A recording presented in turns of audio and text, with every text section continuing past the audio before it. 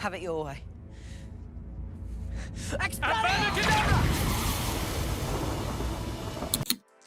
Harry Potter is one of the most beloved book and film series ever made, but did you know that one of the series' films almost didn't make the cut?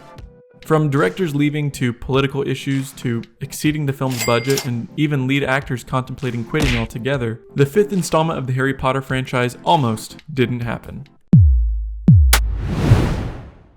Harry Potter and the Order of the Phoenix had a lot of issues during production, starting with its initial development. Before directors were even selected, several of the film's leading actors were considering quitting. Rupert Grint, who played Harry's best friend Ron Weasley, apparently considered leaving the Harry Potter franchise, wondering what life would look like if he called it a day. Emma Watson, who played the third member of the Harry Potter trio, Hermione, considered pulling out as well, saying, "I think I was scared. I felt like I got to a tipping point where I was like, this is kind of forever now." She explained that she felt lonely during the whole ordeal, saying, "The fame thing had really hit home in a big way," after the release of the fourth film, The Goblet of Fire. Although they considered leaving the wizarding world of Harry Potter, both Grint and Watson ultimately decided to stay on for the rest of the series. This wasn't the only issue though. The film also had some trouble attracting serious talent. The Goblet of Fire director Mike Newell turned down an offer to return for the film, as well as Jean-Pierre Jeunet, Matthew Vaughn, Mira Nair, and Guillermo del Toro, one of the most creative fantasy writers and directors of all time. This inability to find a director, along with the leading cast members considering dropping out, almost led to the end of the movie franchise as we know it. However, they were eventually able to find a director. Instead of getting a talented and bold director though, the production team settled on David Yates. And in my opinion, David Yates is a pretty boring director. Rather than focusing on the theme of unity in the face of evil, as it was in the book, Yates changed the focus of the film to teen rebellion and the abuse of power. He made a very political movie rather than a continuation of the character stories from The Goblet of Fire. Then, another issue came up with the film. Steve Kloves, the screenwriter of the first 4 Harry Potter films, decided to not return for The Order of the Phoenix. Instead, the team settled on Michael Goldenberg as screenwriter, who helped to write the script for 2011's The Green Lantern, one of the most infamously bad superhero movies of all time.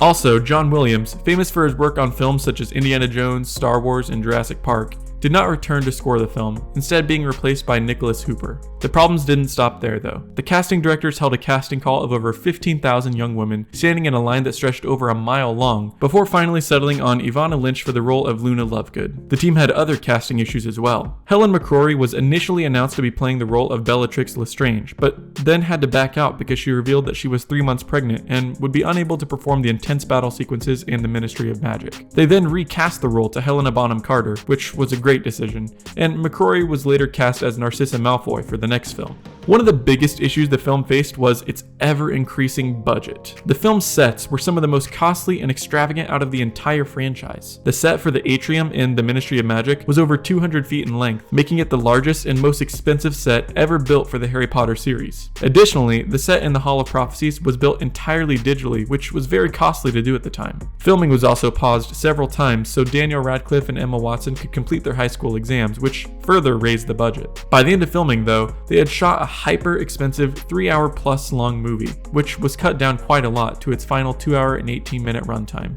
The film's budget was reportedly between $150 and $200 million, surpassing the previously largest budget of the other films in the series. In total, it was estimated that the film made around $942 million worldwide, making it the second highest grossing film of 2007, just behind Pirates of the Caribbean at World's End. It was assumed that Warner Bros. Made a pretty good profit on the movie, but that wasn't the case. According to leaked financial documents, the studio reported a loss of over $167 million on the film. So, while the Order of the Phoenix adaptation ultimately was made, it seems as if it shouldn't have, at least financially and because of all the trouble it took to make it happen.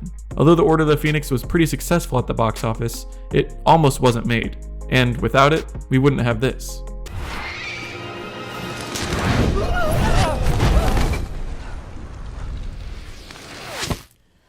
You may not like him, Minister, but you can't deny Dumbledore's got style.